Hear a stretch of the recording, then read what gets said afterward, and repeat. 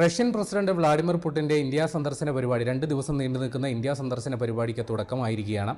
അദ്ദേഹം പ്രധാനമന്ത്രി നരേന്ദ്രമോദിയുമായിട്ട് കൂടിക്കാഴ്ച നടത്തുന്നുണ്ട്. അതോടൊപ്പം തന്നെ ഇന്ത്യയുമായിട്ടുള്ള വാർഷിക ഉച്ചകോടിയിലും അദ്ദേഹം പങ്കെടുക്കുന്നുണ്ട്.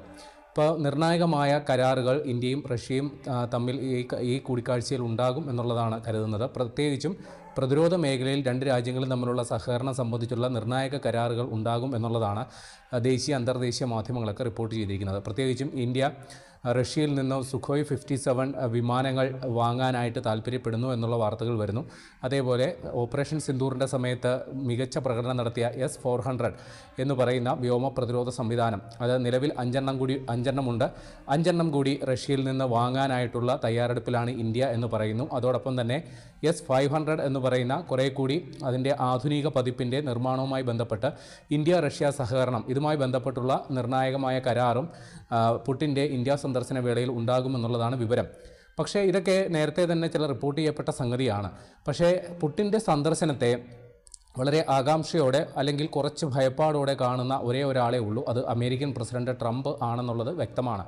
നേരത്തെ RIC റഷ്യ ഇന്ത്യ ചൈന സഖ്യത്തിൻ്റെ ശക്തി പ്രകടനവും പരസ്പര സ്നേഹപ്രകടനവുമൊക്കെ ഷാങ്ഹായ് സഹകരണ ഉച്ചകോടി വേദിയിൽ കണ്ടത് അന്താരാഷ്ട്ര തലത്തിൽ വലിയ വാർത്തയായിരുന്നു. ഇന്ത്യയുടെ പ്രധാനമന്ത്രിയും ചൈനയുടെ പ്രസിഡൻറ്റും റഷ്യയുടെ പ്രസിഡൻറ്റും വളരെ ആഴത്തിലുള്ള സൗഹൃദം പങ്കിടുന്ന തരത്തിൽ വളരെ ഇടപഴകുന്ന തരത്തിലുള്ള ചിത്രങ്ങൾ ദേശീയ മാധ്യമങ്ങൾ അന്തർദേശീയ മാധ്യമങ്ങളൊക്കെ പ്രസിദ്ധീകരിച്ചത് അതീവ പ്രാധാന്യത്തോടെയാണ് അമേരിക്ക കണ്ടത്. കാരണം അത് ഇന്ത്യയും അമേരിക്കയുമായിട്ടുള്ള വലിയ ഒരു വ്യാപാര യുദ്ധം നിലനിന്ന സമയത്തും അതോടൊപ്പം റഷ്യക്കെതിരെ അമേരിക്ക കടുത്ത ഉപരോധങ്ങൾ അല്ലെങ്കിൽ കടുത്ത നിലപാടെടുത്തിരുന്ന സമയത്തുമാണ് ഈ 3 രാജ്യങ്ങളും അല്ലെങ്കിൽ 3 രാജ്യങ്ങളുടെ നേതാക്കൾ അടുത്ത സൗഹൃദം പുലർത്തിക്കൊണ്ടുള്ള ചിത്രങ്ങളും മറ്റും പുറത്തേക്ക് വരുന്നത്. അത് അമേരിക്കൻ പ്രസിഡന്റിന് ട്രംപിന് നൽകിയ സന്ദേശം ചെറുതൊന്നുമല്ല, വലിയൊരു ഭയപ്പാട് തന്നെയാണ് സമ്മാനിച്ചത് എന്നുള്ളത് എല്ലാവർക്കും അറിയാവുന്ന സംഗതിയാണ്.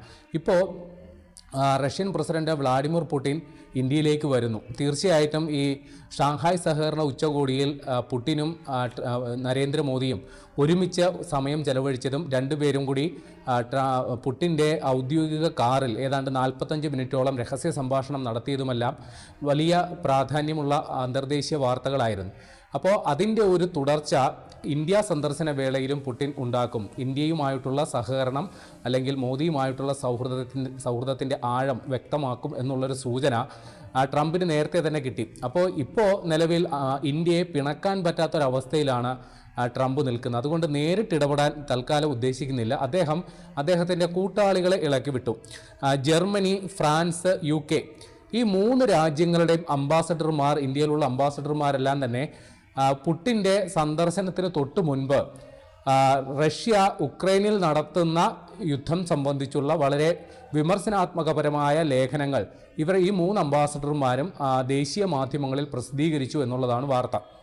അപ്പോൾ പുടിൻ്റെ സന്ദർശനവുമായി ബന്ധപ്പെട്ട് നേരിട്ട് ട്രംപിന് ഒരു പ്രതിഷേധം അറിയിക്കാൻ സാധ്യമല്ലെങ്കിൽ പിൻവാതിൽ കൂടി ഒരു പ്രതിഷേധം എന്ന നിലയിലാണ് ഈ 3 രാജ്യങ്ങളും അവരുടെ അംബാസഡർമാർ മുഖേന ഈ കാര്യത്തിൽ അവരുടെ നിലപാട് വ്യക്തമാക്കിയിരിക്കുന്നത്. അപ്പോൾ നിലവിൽ ഇന്ത്യയും റഷ്യയുമായിട്ടുള്ള സഹകരണം അത് വളരെ മികച്ച രീതിയിൽ തന്നെ മുന്നോട്ട് പോകുന്നു. പ്രത്യേകിച്ചും റഷ്യക്കെതിരെ അന്താരാഷ്ട്ര സാമ്പത്തിക ഉപരോധം വന്ന സമയത്ത് റഷ്യയുടെ സഹായത്തിനെത്തിയ രാജ്യങ്ങളിലൊന്ന് ഇന്ത്യയാണ്, അവരുടെ എണ്ണ വിപണിയുമായി ബന്ധപ്പെട്ട്. നേരത്തെ ഈ ഉക്രൈനുമായിട്ട് റഷ്യ യുദ്ധത്തിലേർപ്പെടുന്നത് 2022 അതിനു മുമ്പ് ഇന്ത്യ റഷ്യയിൽ നിന്ന് ക്രൂഡ് ഓയിൽ വാങ്ങിക്കൊണ്ടിരുന്നത് ഇന്ത്യയുടെ ആവശ്യത്തിൻ്റെ ഏതാണ്ട് 2.5% മാത്രമാണ്. നമുക്കറിയാം, നമുക്ക് ആവശ്യമുള്ള ക്രൂഡ് ഓയിലിൻ്റെ ഏതാണ്ട് 90% നമുക്ക് വിദേശ രാജ്യങ്ങളിൽ നിന്ന് ഇറക്കുമതി ചെയ്യേണ്ടതുണ്ട്. ആ ഒരു സാഹചര്യത്തിൽ റഷ്യയിൽ നിന്ന് 3% താഴെ മാത്രം ക്രൂഡ് ഓയിലാണ് നമ്മൾ കൊണ്ടുവന്നിരുന്നത്. അതിൻ്റെ കാരണം റഷ്യയിൽ നിന്ന് ഇങ്ങോട്ടേക്ക് കൊണ്ടുവരാൻ മറ്റ് രാജ്യങ്ങളിൽ നിന്ന്, മിഡിൽ ഈസ്റ്റ് രാജ്യങ്ങളിൽ നിന്ന് എത്തിക്കുന്നതിന് കൂടുതൽ ട്രാൻസ്പോർട്ടേഷൻ കോസ്റ്റ്, നമ്മുടെ കപ്പൽ ഗതാഗത ചിലവ് വർദ്ധിക്കും എന്നുള്ളത് കൊണ്ടാണ് ഇന്ത്യ റഷ്യയിൽ നിന്ന് ക്രൂഡ് ഓയിൽ വാങ്ങാതിരുന്നത്. പക്ഷേ ഒരു പ്രത്യേക സാഹചര്യത്തിൽ റഷ്യയ്ക്ക് അന്താരാഷ്ട്ര സാമ്പത്തിക ഉപരോധം വരികയും റഷ്യ വലിയ ഇളവിൽ ഇന്ത്യക്ക് ക്രൂഡ് ഓയിൽ വാഗ്ദാനം ചെയ്യുകയും ചെയ്തപ്പോൾ ഇന്ത്യ ധാരാളമായി റഷ്യയിൽ നിന്ന് ക്രൂഡ് ഓയിൽ കൊണ്ടുപോകുന്നു. അങ്ങനെ രാജ്യത്ത് ഈ കാലയളവിൽ സംസ്കരിച്ച ക്രൂഡ് ഓയിലിൻ്റെ ഏതാണ്ട് 37% റഷ്യയിൽ നിന്ന് ഖനനം ചെയ്തെടുത്ത ക്രൂഡ് ഓയിലാണ് എന്നുള്ളതാണ് വസ്തുത. അപ്പോൾ നിലവിൽ ഇന്ത്യ റഷ്യയുമായിട്ടുള്ള ഈ എണ്ണ കരാറിൽ നിന്ന് ഏതാണ്ട് പിൻവാങ്ങുന്ന ഒരവസ്ഥയിലാണ്. ആ ഒരു ഘട്ടത്തിലാണ് പുടിൻ ഇന്ത്യയിലേക്ക് വരുന്നത്. അപ്പോൾ ഇപ്പോൾ ട്രംപ് ഇപ്പോൾ ഉറ്റുനോക്കുന്നത് പുടിൻ ഇന്ത്യയെ സ്വാധീനം ചെലുത്തി അല്ലെങ്കിൽ മോദിയിൽ സമ്മർദ്ദം ചെലുത്തി വീണ്ടും റഷ്യയുമായിട്ടുള്ള എണ്ണ കരാർ അല്ലെങ്കിൽ എണ്ണ വാങ്ങൽ പുനഃസ്ഥാപിക്കുമോ, അല്ലെങ്കിൽ ഈ കാര്യത്തിൽ ഏതെങ്കിലും ഒരു സൊല്യൂഷൻ രണ്ട് നേതാക്കളും തമ്മിൽ ഉണ്ടാക്കുമോ എന്നുള്ള ഒരു ആശങ്ക തീർച്ചയായിട്ടും ട്രംപിനുണ്ട് എന്നുള്ളതാണ് മനസ്സിലാക്കേണ്ടത്. മറ്റൊരു സംഗതി പ്രതിരോധ കരാറാണ്. ഇന്ത്യ നിലവിൽ റഷ്യയിൽ നിന്ന് S-400 വ്യോമ പ്രതിരോധ സംവിധാനവും സുഖോയ് 57 വിമാനങ്ങളും വാങ്ങുന്നതിനെക്കുറിച്ച് വലിയ ചർച്ചകൾ ഇതിനോടകം തന്നെ ആരംഭിച്ചിട്ടുണ്ട്. ഇത് റഷ്യയിൽ നിന്ന് ഇന്ത്യ വാങ്ങും എന്ന് തന്നെയാണ് മനസ്സിലാക്കുന്നത്. അങ്ങനെയാണെങ്കിൽ സമീപകാലത്ത് ഇന്ത്യയും റഷ്യയുമായിട്ട് നടത്തുന്ന ഏറ്റവും വലിയ ഒരു പ്രതിരോധ സഹകരണ കരാറാകും എന്നുള്ളതാണ് വ്യക്തമാക്കേണ്ടത്. നേരത്തെ ഇന്ത്യ S-400 വാങ്ങിയപ്പോഴും അമേരിക്ക പ്രതിഷേധവുമായി രംഗത്ത് വന്നിരുന്നു. കാരണം അവരുടെ സ്വന്തം വ്യോമ പ്രതിരോധ സംവിധാനമായ പാട്രിയറ്റ് ഇന്ത്യ വാങ്ങണം എന്നുള്ളതായിരുന്നു അമേരിക്കയുടെ നിലപാട് അല്ലെങ്കിൽ ആഗ്രഹം. അപ്പോൾ അത് തള്ളിക്കളഞ്ഞുകൊണ്ട് ഇന്ത്യ റഷ്യൻ പ്രതിരോധ സാമഗ്രികൾ വാങ്ങിയപ്പോൾ വലിയ ഉപരോധ ഭീഷണി അമേരിക്ക ആ സമയത്ത് പറഞ്ഞിരുന്നു. അപ്പോൾ ഈ പുതിയ സാഹചര്യത്തിലും ഇപ്പോൾ എണ്ണ വാങ്ങുന്നതിനാണ് പ്രശ്നം. അപ്പോൾ പ്രതിരോധ സാമഗ്രികൾ ഇന്ത്യ വാങ്ങാൻ പോയാൽ അവിടെയും ഉടക്കുമായിട്ട് അമേരിക്ക വരുമോ ഇല്ലയോ എന്നുള്ളതാണ് കാത്തിരുന്ന് കാണേണ്ടത്. നമ്മൾ കണക്കുകൾ പരിശോധിച്ചു കഴിഞ്ഞാൽ ഇപ്പോൾ ഇന്ത്യ റഷ്യയിൽ നിന്ന് പ്രതിരോധ സാമഗ്രികൾ വാങ്ങുന്നത് അതിൻ്റെ അളവ് വല്ലാണ്ട് കുറച്ചിട്ടുണ്ട്. കാരണം ഇന്ത്യ സ്വന്തം നിലയിൽ ഈ സാധന സാമഗ്രികൾ ഉൽപ്പാദിപ്പിക്കുന്ന ആ ഒരു നയമാണ് ഇപ്പോൾ സ്വീകരിച്ചിരിക്കുന്നത്. കാരണം പറഞ്ഞു കഴിഞ്ഞാൽ 2010-15 കാലയളവിൽ ഇന്ത്യയുടെ പ്രതിരോധ ഇടപാടുകളിൽ ഏതാണ്ട് 72% റഷ്യയിൽ നിന്നായിരുന്നു. 2015-19 കാലയളവിൽ 55% സാമഗ്രികൾ റഷ്യയിൽ നിന്ന് വാങ്ങിയെങ്കിൽ 2020-24 കാലയളവിൽ അത് 36% കുറഞ്ഞു. അപ്പോൾ ഈ പുതിയൊരു കരാർ കൂടി വരികയാണെങ്കിൽ ഒരു പക്ഷേ റഷ്യയിൽ നിന്ന് കുറേ കൂടി സാധനങ്ങൾ പ്രതിരോധ സാമഗ്രികൾ ഇന്ത്യ വാങ്ങുകയാണെങ്കിൽ വീണ്ടും ഈ ഒരു ഗ്രാഫിന് ഒരു ഉയർച്ച ഉണ്ടാകും എന്നുള്ളതാണ് മനസ്സിലാക്കേണ്ടത്. ഇനി മറ്റൊരു സംഗതി വന്നിരിക്കുന്നത് ഈ ഇന്ത്യയും റഷ്യയുമായിട്ട് ഇത്തരത്തിലുള്ള വ്യാപാര ഉടമ്പടികൾ ഉണ്ടെങ്കിൽ തന്നെയും രണ്ടുപേരും തമ്മിലുള്ള അന്തരം വളരെ വലുതാണ്.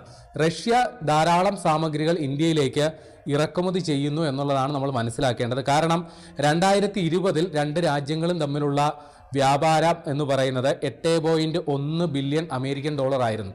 അത് 2025 ആയപ്പോൾ 68.72 ബില്യൺ അമേരിക്കൻ ഡോളറായിട്ട് ഉയർന്നു. പക്ഷേ ഇതിൽ ഇന്ത്യ റഷ്യയിൽ നിന്ന് ക്രൂഡ് ഓയിൽ വാങ്ങിയതിൻ്റെ കണക്കും ഇതിൽ ഉൾപ്പെടുന്നു. അതിൻ്റെ അർത്ഥം രണ്ട് രാജ്യങ്ങളും തമ്മിലുള്ള അന്തരം വ്യാപാര കമ്മി വളരെ വലുതാണ്. അപ്പോൾ ഇന്ത്യക്ക് റഷ്യൻ വിപണി തുറന്നു കിട്ടാനായിട്ടുള്ള ഒരു ഇടപെടൽ പ്രധാനമന്ത്രി നരേന്ദ്രമോദിയുടെ ഭാഗത്തു നിന്നുണ്ടാകും എന്നുള്ളതാണ് മനസ്സിലാക്കേണ്ടത്. പ്രത്യേകിച്ചും ഇന്ത്യ അമേരിക്കയിൽ നിന്ന് വലിയ വെല്ലുവിളി നേരിടുന്ന സാഹചര്യത്തിൽ, അമേരിക്കയുമായിട്ട് പൂർണ്ണതോതിൽ അല്ലെങ്കിൽ പോലും ഒരു വ്യാപാര യുദ്ധം നിലനിൽക്കുന്ന സാഹചര്യത്തിൽ റഷ്യൻ വിപണിയുടെ സാധ്യത ഇന്ത്യ തേടും എന്ന് തന്നെയാണ് മനസ്സിലാക്കേണ്ടത്. ഇനി മറ്റൊരു സംഗതി ഉള്ളത്, റഷ്യ വലിയൊരു തൊഴിൽ മേഖല കൂടിയാണ്. കാര്യം റഷ്യയിൽ ഇപ്പോൾ തൊഴിൽ ശക്തി, യോഗ്യതയുള്ള അല്ലെങ്കിൽ വിദഗ്ധ തൊഴിലാളികളുടെ കുറവ് വലിയ രീതിയിൽ അനുഭവപ്പെടുന്ന ഒരു രാജ്യമാണ് റഷ്യ. അപ്പോൾ ഇന്ത്യയിലെ അഭ്യസ്ത വിദ്യരായിട്ടുള്ള അല്ലെങ്കിൽ തൊഴിൽ അന്വേഷകരായിട്ടുള്ളവർക്ക് ഒരു വലിയൊരു മേച്ചിൽപ്പുറമാണ് റഷ്യ. അപ്പോൾ അതിൻ്റെ സാധ്യതകൾ തീർച്ചയായിട്ടും ഇന്ത്യ തേടും എന്ന് തന്നെയാണ് മനസ്സിലാക്കേണ്ടത്. അതോടൊപ്പം ഇന്ത്യയുടെ തന്നെ പ്രതിരോധ സാമഗ്രികൾ, ഇന്ത്യ നിരവധിയായി വികസിപ്പിച്ചെടുത്ത പ്രതിരോധ സാമഗ്രികളുണ്ട്. അത് റഷ്യക്ക് താല്പര്യമുള്ളവയുമായിട്ട് ആ രീതിയിൽ ഒരു ധാരണയും ഉണ്ടാക്കും എന്ന് തന്നെയാണ് മനസ്സിലാക്കേണ്ടത്. നിലവിൽ ഉക്രൈനുമായിട്ട് റഷ്യ വലിയ രീതിയിലുള്ള ഒരു സംഘർഷം നിലനിൽക്കുന്നു. ഉക്രൈനിൻ്റെ യുദ്ധം അവസാനിപ്പിക്കുന്നതുമായി ബന്ധപ്പെട്ട നിർണായക ഒരു ഒത്തുതീർപ്പ് ചർച്ച അത് പാളി. അതിനുശേഷം തൊട്ടടുത്ത ദിവസമാണ് റഷ്യൻ പ്രസിഡന്റ് ഇന്ത്യയിലേക്ക് വരുന്നത്. അപ്പോൾ അന്താരാഷ്ട്ര സമൂഹം, അമേരിക്ക അടക്കമുള്ളവർ ഇന്ത്യൻ പ്രധാനമന്ത്രിയെ അല്ലെങ്കിൽ ഇന്ത്യക്ക് മേൽ വലിയ സമ്മർദ്ദം ചെലുത്തുന്നുണ്ട്. റഷ്യക്കെതിരെ നിലപാടെടുക്കണം, അല്ലെങ്കിൽ റഷ്യയെ ഈ കാര്യത്തിൽ സമാധാന പാതയിലേക്ക് വരുന്നതിന് വേണ്ടി ഇന്ത്യ പ്രേരിപ്പിക്കണം എന്നുള്ളൊരു നിലപാട് അമേരിക്ക അടക്കമുള്ള പാശ്ചാത്യ രാജ്യങ്ങൾക്കുണ്ട്. പക്ഷേ ഇവിടെ ഇന്നോളം ഇന്ത്യ സ്വീകരിച്ചിരിക്കുന്ന നിലപാട് ചർച്ചയിലൂടെ പരിഹാരം എന്നുള്ളതാണ്. ഈ കാര്യത്തിൽ നേരിട്ട് ഏതെങ്കിലും ഒരു പക്ഷത്ത് ചേരാൻ ഇന്ത്യ തയ്യാറായിട്ടില്ല.